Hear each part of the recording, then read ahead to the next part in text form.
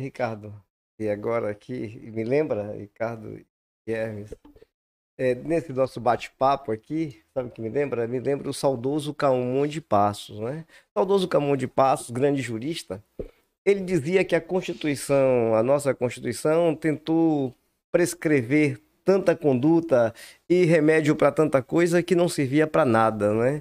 Ele era um grande crítico da Constituição, na verdade, Ricardo, e ele, com muita propriedade, ele falava.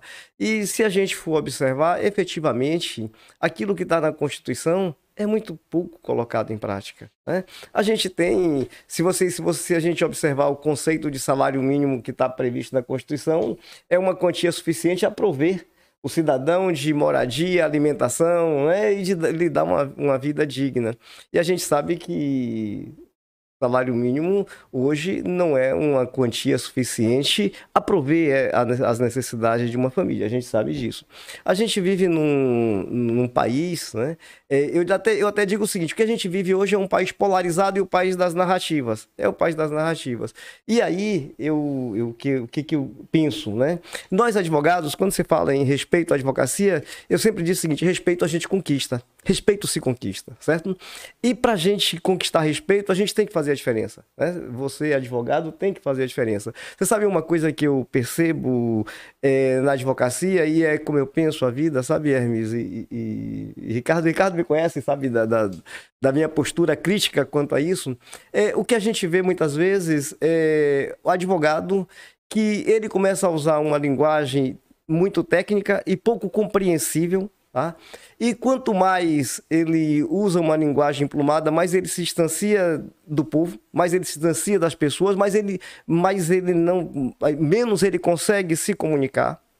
Então, o que que eu penso?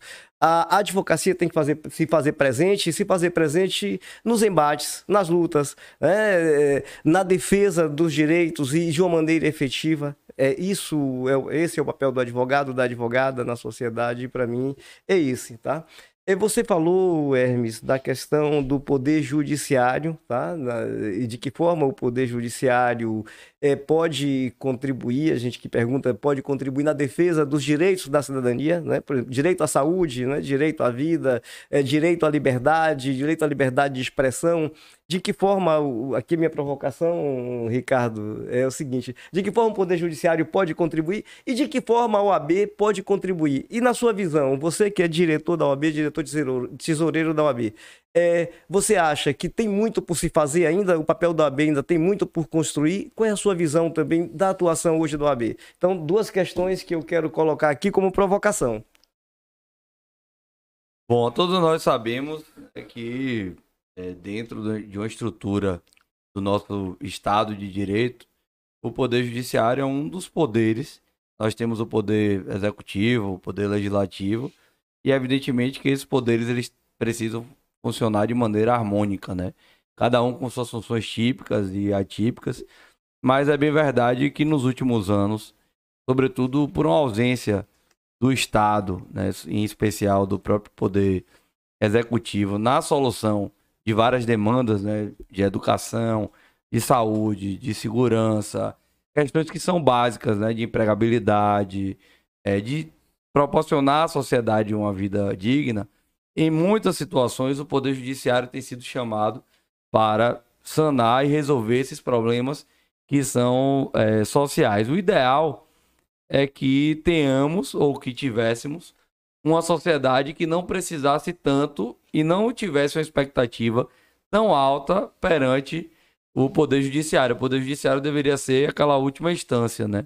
Que só iria intervir nos conflitos sociais quando não mais houvesse jeito. Mas o fato é que hoje nós vivemos uma realidade social em que o Poder Judiciário, por exemplo, ele é convidado e é chamado a intervir na relação entre o cidadão e o Estado, sobretudo nas demandas de saúde. Nós temos hoje uma carência muito forte e, por vezes, o cidadão, através de um advogado, precisa ir à justiça para que a justiça obrigue o Estado a fornecer um medicamento, a oportunizar a pessoa que submeta a um procedimento cirúrgico, né? E isso demonstra muitas vezes o caos social que nós estamos vivendo. E além disso, Por outro lado, o Estado, aí através do Poder Legislativo, em muitas matérias tem deixado a desejar, não tem, inclusive, proporcionado uma eficácia e uma efetividade maior ao texto constitucional e, por vezes, o Supremo Tribunal Federal ele é provocado para se manifestar em relação a algumas matérias. Então, eu acredito que o Poder Judiciário cumpre, sim, a sua função constitucional, né? É evidente que ele é também passível de inúmeras críticas, mas dentro de uma estrutura de Estado, eu creio que o Poder Executivo e o Legislativo, ao longo do tempo, têm deixado a desejar em inúmeras matérias. É evidente que não é um problema social decorrente do que nós vivemos há 10 anos, há 20 anos. Esse é um problema estrutural da sociedade brasileira, né? Se a gente for resgatar aí esses anos, esses mais de 500 anos do Brasil, nós passamos por um processo de escravidão, depois o fim da escravidão, e isso trouxe vários problemas sociais, porque pessoas foram jogadas à margem da sociedade, pessoas que não foram estruturadas para isso, pessoas que já estavam à margem e depois continuaram à margem da sociedade, e isso vem contribuindo com o estado que nós vivemos, e efetivamente o fato é que nós temos avançado pouco, né? Quando a gente olha para o futuro, no panorama de futuro, eu não vejo um estado brasileiro com daqui a 10, 20 anos com uma estruturação melhor, né? Infelizmente eu digo isso, essa é uma opinião minha, não só enquanto advogado, mas também enquanto cidadão, porque eu acho que a gente investe pouco na educação. Tá aqui o professor Ricardo Maurício, inclusive nos últimos anos nós tivemos uma redução no investimento na educação, então um país que não investe em educação, que não investe em pesquisa, que não investe hoje em tecnologia, certamente vai continuar sendo um país subdesenvolvido, porque não vai caminhar a passos largos para acompanhar outros países. Então, hoje nós temos uma deficiência muito grande nesse sentido. E mais do que isso, hoje nós temos uma deficiência no Poder Judiciário muito forte, e essa não é a realidade apenas da Bahia, essa é a realidade do Brasil. Essa semana nós recebemos aqui a Caravana Nacional de Prerrogativas, e recebemos a Comissão Nacional de Prerrogativas e o presidente da comissão, que já foi presidente do Tribunal de Justiça, já foi presidente da OAB, perdão, do Rio Grande do Sul, ele comentava a realidade do Poder Judiciário em todo o Brasil. E ele dizia, nós estamos próximos de viver um caos no Poder Judiciário. Eu digo o contrário, eu acho que a gente já vive o caos, a gente está no meio de um caos e muitas vezes a gente não percebe. E, infelizmente, eu gosto de dizer isso, nós não tratamos os problemas estruturais do Poder Judiciário como uma questão de Estado. Nós temos hoje uma realidade em que nós tivemos um encurtamento do Poder Judiciário, porque várias comarcas foram fechadas. Hoje você tem aí uma realidade de vários municípios no estado da Bahia que não tem a presença da Polícia Civil, a presença efetiva da Polícia Militar, você não tem a presença do Poder Judiciário, porque muitas vezes em alguns municípios hoje você até tem lá um fórum, mas você não tem a presença do juiz na comarca, você não tem a presença do Ministério Público. Então nós temos uma carência, sobretudo estrutural, muito forte. E se os demais poderes, o Legislativo e o Executivo, não compreenderem que os problemas estruturais do Poder Judiciário é uma questão de Estado, nós vamos avançar muito pouco, né? E nessa mesma toada aqui, você perguntou da OAB. Eu acho que a OAB tem feito muito, muitas vezes até mais do que poderíamos esperar, embora sejamos um órgão de classe.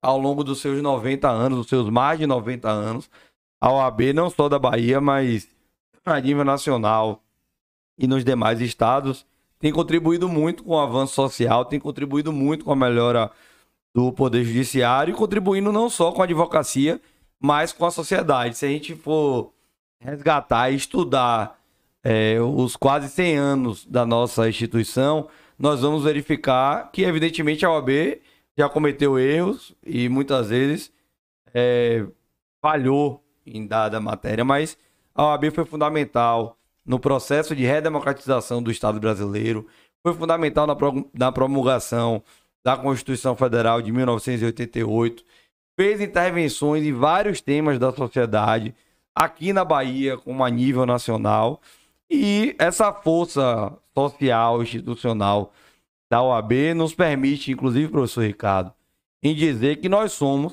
a única entidade de classe que pode provocar o Supremo Tribunal Federal para que seja declarado em controle abstrato de constitucionalidade, né, a inconstitucionalidade ou a constitucionalidade de uma lei. Então, isso demonstra a nossa força institucional, a nossa força constitucional e a nossa força social e também a nossa responsabilidade. Então, essa é uma função da OAB, por isso que às vezes as pessoas não entendem, né?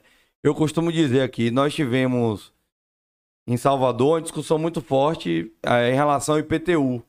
A OAB foi ao Tribunal de Justiça para dizer, ó, o aumento do IPTU em Salvador tem algumas inconstitucionalidades. Como a OAB também da Bahia foi ao Tribunal de Justiça e disse, olha, a blitz do IPVA é ilegal e isso viola direitos da cidadania. Então, por vezes a OAB ela ingressa em alguns temas, as pessoas não compreendem, isso não é um tema da advocacia.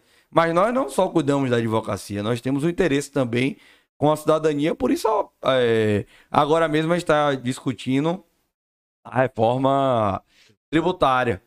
A OAB da Bahia enviou para a OAB Nacional uma nota técnica sobre a reforma tributária. Por que a OAB Nacional, a OAB da Bahia, vai intervir nisso? Porque isso vai mexer com a sociedade, isso vai mexer com a advocacia e nós podemos contribuir de maneira técnica com essas matérias. Então, daí talvez a minha paixão pela OAB, pela advocacia e daí também, talvez, professor Ricardo, o meu vínculo, né, não só com a advocacia, mas com a OAB. Então, completando esse ano 12 anos de advocacia e também 12 anos presente aí na nossa instituição.